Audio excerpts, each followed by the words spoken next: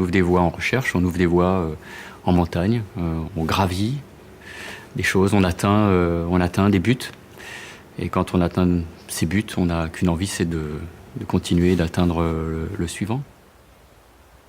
Je travaille à Nice, à l'IBDC, l'Institut de biologie du développement et cancer, où je dirige une équipe. Et donc, au sein de l'équipe, on s'intéresse aux mécanismes de contrôle de la croissance. Et on utilise le modèle drosophile, qui est un petit animal, une petite mouche, la mouche du vinaigre, parce que ce modèle propose aux scientifiques, aux chercheurs, un grand nombre d'outils qui permettent d'analyser la fonction des gènes par le biais de la génétique. On a pu mettre en évidence un certain nombre de mécanismes qui interviennent et qui permettent à un organisme, comme cette petite mouche, de s'adapter à son environnement, et en particulier de s'adapter à son environnement nutritionnel, et d'adapter son rythme de croissance à cet environnement nutritionnel. La mouche est un organisme fantastique, sur lequel on est capable de réaliser des expériences qu'on ne peut pas réaliser sur les autres systèmes. On peut faire beaucoup de choses avec la drosophile. C'est un modèle qui a été très utilisé au cours des 100 dernières années, donc c'est un modèle qui a une histoire.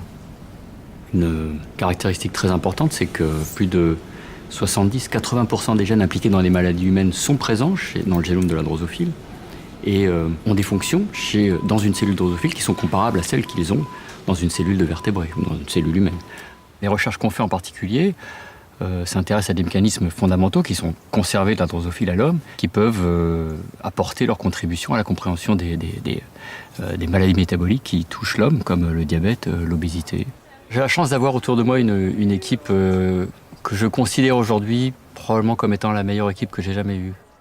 Avec des gens qui viennent de pas mal de pays différents, ce qui nous oblige effectivement à parler une langue commune qui est l'anglais et qui parle français dans le labo. Ça, c'est une richesse énorme. Les gens viennent ici et ils nous livrent leur expérience.